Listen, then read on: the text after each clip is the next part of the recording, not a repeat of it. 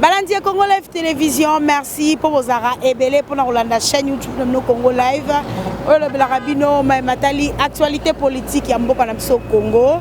De l'Openza Tokiti sur terrain pour na kozwa avis à population congolaise na likambo etali condamnation ya mwana mboka Bosco Tangana wazali kibongo chef aba rebelle oya bomi mingi kuna na est ya mboka na biso Congo ye penza za kibongo na CPI depuis 2013 asaki penza 6 ans déjà kasi lobilo leki ba condamné qui est pour 30 ans de prison bino moko boyebi ke Bosco Tangana aloba qui était azala qui est mon côté moto abane kotinda ezaki bongo Joseph Kabila Kabange président sortant ya mboka na biso sénateur à vie kasi to ebité est-ce que bako poursuivre pe Joseph Kabila Kabange pour que samba elongo na Bosco Tangana tala lelo ba condamné 30 ans de prison na CPI yango toko tambusa micro na biso to kaba imboka penza ba meka un peu ko réagir na likambo etali condamnation ya Bosco Tangana to tiki bino bolanda et puis to kutani bongo na si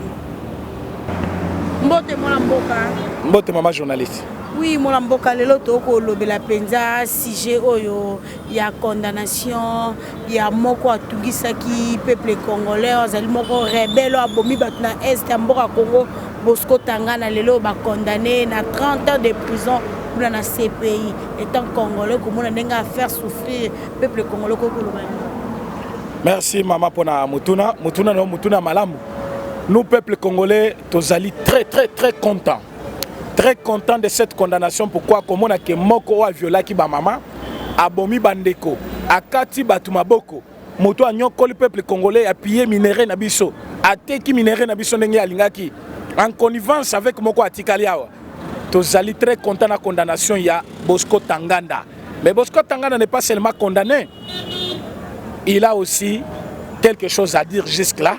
À sa dénonçaki, ayebisaki bato bazo sambisa yeki. Ngai nazalaki sur terrain, mais nazaki motindami. Mototinda kinga comme on est Kabila Joseph, wazaki président ya Congo à l'époque. Ndazaki kotinda ngai. Lelo loko la Bosco Tangana zali condamné à 30 ans de prison. Par rapport à son âge, la monnaie on dirait net condamnation à mort. Parce qu'à Kobimana Jinin, à vivre combien d'années, Bosco Tangana c'est-à-dire après Yaliwa. Alors Bosco Tangana a koufa mon côté. Abimisi ba secret déjà nyonso. Alobi mutazai kotinda ye. Mutazai ko kabolana mbongo comme ne Joseph Kabila. Tozali kozela bino ce pays. Lokola boko condamné Bosco, boya ko kanga pe Kabila. Bo condamné pe à mort kuna parce qu'il a maltraité les Congolais. Tuer les Congolais. Soit impulsion na yende batu bazai ki ko sala. Mais batu tu yazai kotinda lelo bokangi bango. Ye moko mutazai kotinda bango botike po nani. Nous avons besoin botinda manda bozoyer. Bokende na ye, bo condamné ye.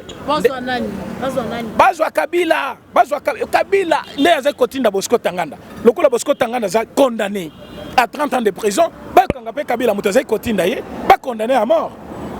Wanande maloba biso bana mboka ba congolais, biso ba itolinga Congo, biso ba totele mais la dictature nyonso to lobi biso ba congolais. Tozana besoin ya Ndeko Kabila alanda Bosco Tangana mwana bitinda na ye. Ye muto atinda ki ye. Lokola yaza condamné, ye pe bakanga ye. Matondi mingi mwana. Matondo mama journaliste.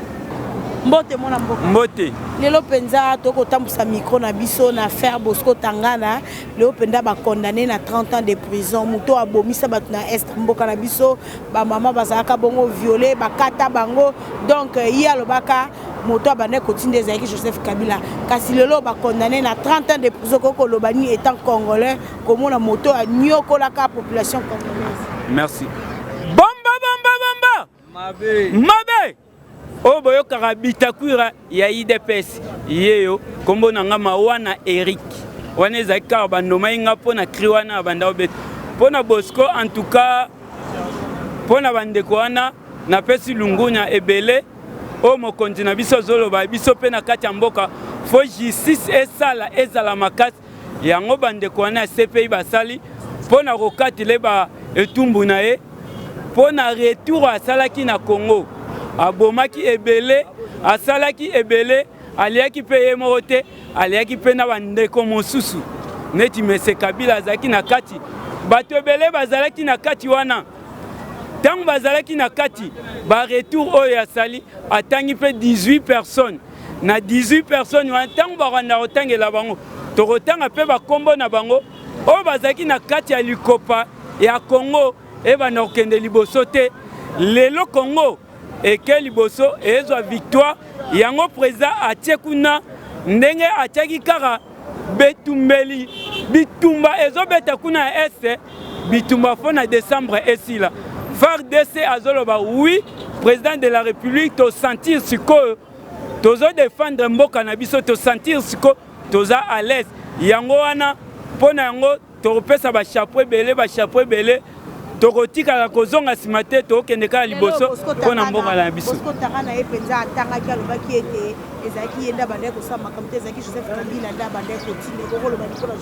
bon ezaka Joseph Kabila te baza ebele kala mingi te bakotanga bango bakombo atikaki déjà 18 non siko fo banda kotanga bango banda kobenga bango nde sikoyo tobanda kotanga kombo ya mutu na mutu oyo asalaki mbeba ya Congo. Merci. Na sepel makasi. Mbote mwana mboka. Bonjour madame la journaliste. Oui, lelo opéra toi na sujet na surtout ko tambisa micro na biso étant congolais lelo penza ba condamné Bosco Tangana na 30 ans de prison pour na CPI oboloba nini moto a nyokoli congolais moto yo abomi alobaki azaki pe morote azaki Joseph Kabila nda bande ko tinda oboloba nini na condamnation ya Bosco Tangana. Merci oui, madame la journaliste pour la question. La banzi Bosco Tanganda azali ancien rebelle ou nyokoli bandeko na biso na province ya Ituri bakanga e uta 2013 c'est que so beti 2013 2019 asali 6 ans derrière na boloko c'est que ceux qui lelo aza condamné eza mbuma oya lonaki desali ke cour pénal international basila ko katila e mbano ya 30 ans de prison. À 30 ans, ce qu'on a les 30, moins 6 ans à Sali, je pense qu'à a 24 ans. C'est qu'il y a Sibir, c'est conformément à la loi où il s'est liqué, à la condamner parce que va reprocher crime contre l'humanité, un génocide, où il y a la province à Ituri. Mais lelo azali ko payer ba prix na bateau ya Boma où il s'est liqué lelo ba condamné 30 ans de prison. Ça ba Bouma où il y a moka récolter lelo foutango c'est kazara y mokoté. Na simana il y aura des gens où ba on allait interpeller la cour pénale internationale au jour d'avenir. Moi la mboka Bosco Tangana ya lobaki était mota bande ko tinda e to pe commentaire za ki bon Joseph Kabila Kabange. Mbandoni ni Joseph Kabila. Yango na biso bo biso tanto ye na état de droit. Félix Antoine Tshisekedi a un état de droit. État de droit ya linine. Ezali respect ya constitution na biso, ezali respect ya ba loi ya mboka et puis na kati ya état de droit, justice ezali indépendante. Ce qui est avéré que Cour pénale internationale ba lobi était ba interpeller Kabila. Justice ça musana ngo. Nani o ndeko na biso colonel Chibangu. Bakanga na Tanzanie. So bo biso beto livrer Kabila mabeza. C'est que ceux qui justice la Cour pénale internationale interpellé Kabila, justice en biso ko sala musala ngo comme il se doit parce que tous en état de droit, tous en dictature. C'est que Tata Mokonza Mboka azali au-dessus de la loi te azagiste musala na ya ko kengela ba mibeko ya mboka. Ndi attribution na yango. Merci madame. Mbote mwana mboka. Mbote. Oui, moi la mboka loto kotam sa micro na biso na faire condamnation il y a 30 ans de prison. Il y a moi la mboka Bosco Tangana kuna na CPI étant congolais na mainyoso e penda ya sala kuna na est mboka na biso nenga maltraita bato bakufa baba bazaka violo. Yo zali moi la mboka ko koloba ni na condamnation ya Bosco Tangana. Nazo bandana na koloba boy. Adage moko français zoloba qui sème le vent récolte la tempête. Il a récolté rien que ce qu'il avait semé. Yekutu a eu chance. Yekutu a eu chance parce que dans le monde d'injustice, c'est à la carte justice. Parce que pas la vie naie. Mais à la sima, combien de gens, combien de Congolais ont été abomis? Combien il y a Basi Batikali, Bavev, na ba orphelin, combien a tiki? Donc Bosco Tangana a récolté rien que ce qu'il a semé. Donc bisoto za les loko moko toko lo batin. En tout cas, akende apema d'ailleurs na sepeli. pour ceux qui ont additionné 46 ans plus 24 ans on etikali akoko à peu près 70 ans. Donc l'air akobima akozala lisusu na temps ya kosalela muninga mabete akozala exemplaire na côté ya baninga, c'est au moins ça. Abongo na likambo Bosco Tangana yependa lobaki ke tant basambisaki kuna va ba condamner alobi azaye mokote moto abande ko tinda ye ezaki bongo Joseph Kabila Kabange esengeli asibi mbano yango yena Joseph Kabila okoloba non non ce qui alobi ke Kabila muntu atindi ye mais basambisa na Kabila c'est tout à fait normal et c'est tout à fait logique. Dans quel sens? Kabila était président dans ce pays. Bitumba ezalaki na est. Ata mokolo mokote atiaki main à couper pour bunisa Bitumba. Pour s'il se Bitumba na est. Voilà aujourd'hui par preuve pour vous faire voir que président en place à soutenir Bitumba na est, c'était il a dit s'il faut sacrifier sa vie pour que Bitumba si là il va le faire. Donc ngana koloba Kabila abandon soutenir biloko wana. Po ata mokolo mokote batikalo bunisa biloko wana te. Et puis chose grave na mandat ya Kabila toye kozala surpris lelo ba place mususu na mboka na biso drapeau ya mboka ezala kité. Kabila ebi biloko wana mais au lieu azongisa bunisa bantwana il ne le faisait pas. Donc ceux qui batangi comme on a ya koseliete c'est tout à fait normal, c'est la vérité, mais tozo senga ce pays a continué na kosala musala na ceux qui Kabila kende il doit partir. Kabila n'est pas un modèle pour la République démocratique du Congo. Aujourd'hui Shadari a essayé d'annoncer retour à Joseph Kabila. Tout le monde a vu la réaction de tous les Katangais. Ils n'ont pas aimé d'abord chez eux. Donc Kabila ceux qui a accueilli biso tozana eloko moko tokoki kolela ou bien ko regretter te tokobeta ka maboko, ils ont récolté que ce qu'ils ont semé dans ces pays. OK, merci. Bonjour madame. Oui, papa, lelo penza chef à Barebel, Bosco Tangana, ba condamné 30 ans de prison pour dans ces pays.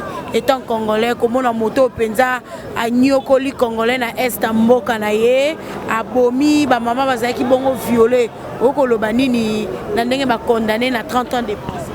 OK, moi je suis en train de soutenir cette condamnation parce que c'est un rebelle qui a beaucoup détruit l'est de notre pays. Il a beaucoup fait violer, c'est un sanguinaire. Même si on va encore ajouter d'autres années à ce qu'on lui a donné là, moi je suis toujours content.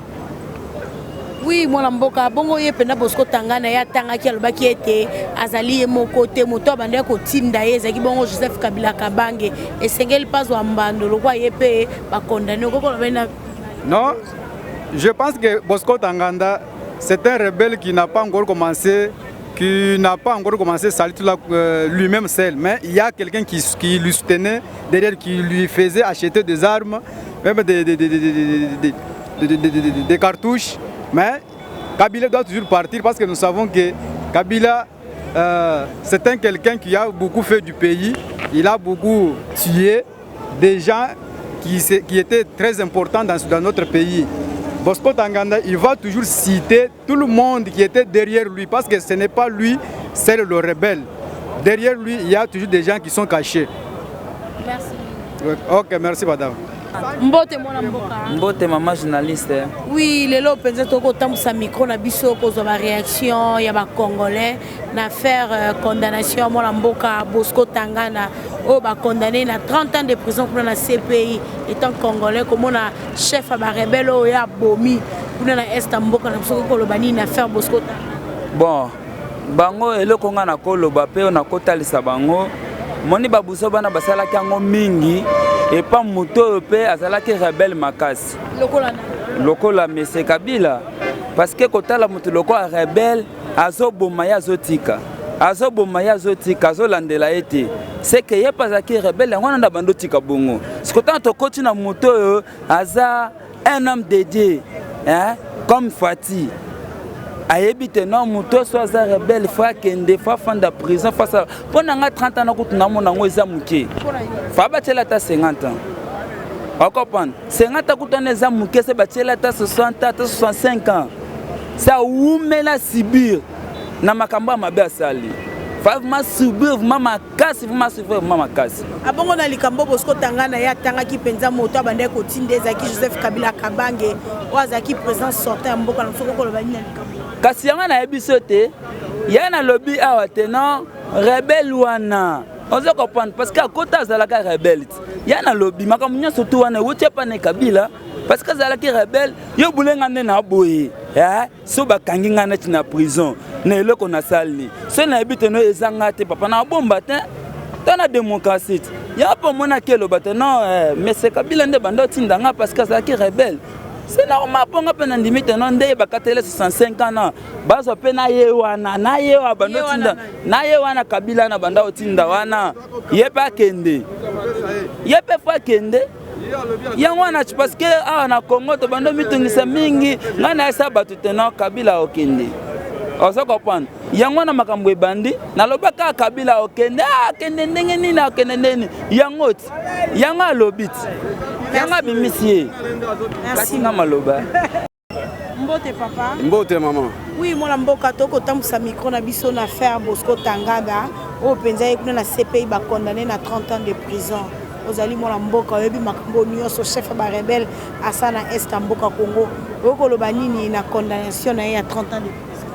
Ngai en tant que muyimboka en même temps combattant to sepeli makasi po jowana abomi bandeko na biso pe mingi bato bazako kufa wana bazaki banyama te bazaki bato batiki mabota batiki bana donc nde bakanga jowana azaki ye moko te azaki na bato bazako tinda ye pe toyoki kasi te bakomona bango lokola rebelle oyo tozalaka naye na Kongo awa Kabila Kabila ye mutu akotinda ye wana Bosco Tanganda mutu asami bongo mutu akotinda nde Kabila donc CPI ya benga pe Kabila akende kuna atune ndenge nini po ye kuna aloba aza civil bon civil akomaki na manduki ndenge nini abanda koboma bato oyo aza kopesa manduki akende pe kuna samba donc bato wana fo bakondane bango po babomi bakongole ebele tomonaki Bosco Tanganda nde ucholo batangaki pe Kabila est-ce que koza facile ndenge bakangi Bosco Tanganda na 30 ans de prison baya kozoya pe Kabila po ya bomi pe mingi ndenge Bosco Tanganda na bi moto banda kotinda ezaki Kabila bongo ye aza homme fort na monde ye aza eloko pamba ba homme fort oyo bamiyoka ke biso bakanga bango po bakanga Kabila eloko nini opekisa baokanga ye dans quelques minutes tokenda kingaka biso na bakombatante te tobloke topesi CPI Kabila ya eloko te baya kokanga ye mpe akendakende kosamba puisque ti sikoyo insécurité eza kaka donc ye lokola aza nano wana babuzo bana ekosila te ye nde atindaka baarme yo si omona ozobunda na ennemi bazokuta baennemi na bateni ya FARDC na meme munduki oyo biso toza nango ewutaka wapi donc ye moto aza kodelege po ekoma kuna donc ye mpe ifo bakanga ye ye mo Kabila. Merci. C'est bon. Mbote mwana mboka. Mbote mama na ngai. Oui, mwana mboka lelo penza Bosco Tanganda azali bongo condamné na 30 ans de prison comme na CPI. Moto chef ba rebelle oya bomaka bato asali penza makame be na est mboka na biso ozali mwana mboka kokoloba nini na condamnation ya Bosco Tanganda. Bosco Tanganda kindaki en tant que militaire bakangi ye. Bapesi combien de lobby? 30 ans de prison. Est-ce que 30 ans kaka? Il faut bakisama. Il faut bakisama oyo abomi eleki ebele. Ti akoma ki kombo Bosco Tanganda. Bon, to bano benga Bosco kingakati. Lelo koma Tangana to yebite. 30 ans wana tozomona ngona noza muke po azaye mokote. Azaye mokote? Liste za mulaiti. Na yebite soko yoki musute. Kasi Bosco Tanganda ya tangaki abi moto bana kotinda ya sama kamoneza bongo Joseph Kabila Kabange sénateur à vie président sortant kokoloba nini likambo ya makambo yo sénateur à vie député en vie ezoboma makasi loi bango moko batikale ko sala loi wana moni ndenge lelo balukili bango bakokende moko yesu kaza na liste ndenge aza na liste wana est-ce que gouvernement congolais nde livré ye atuna ndeko bemba te ndenge akendelaka bakangelaka ye na Kinshasa to bakangelaka ye na mboka mosusu ye 30 ans na ye wana eza singama tembele ezokende ebele. Merci.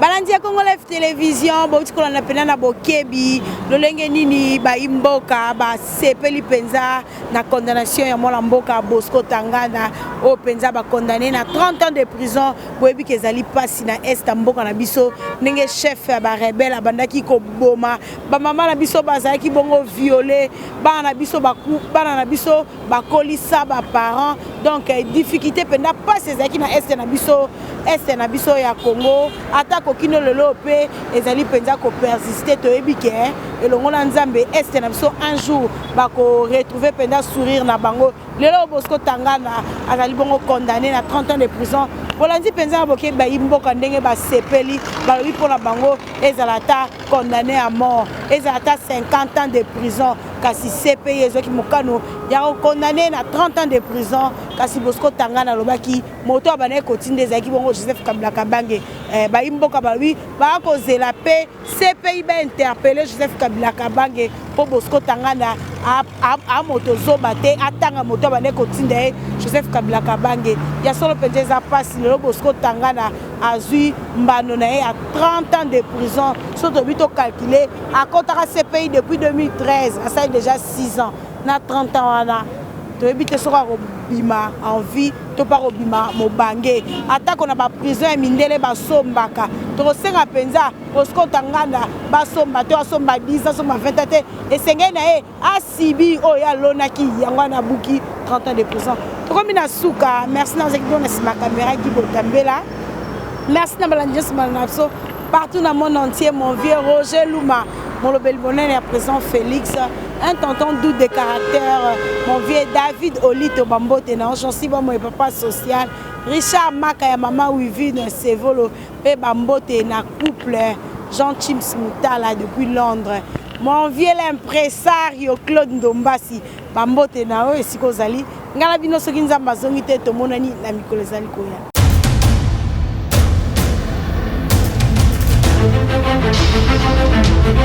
Audio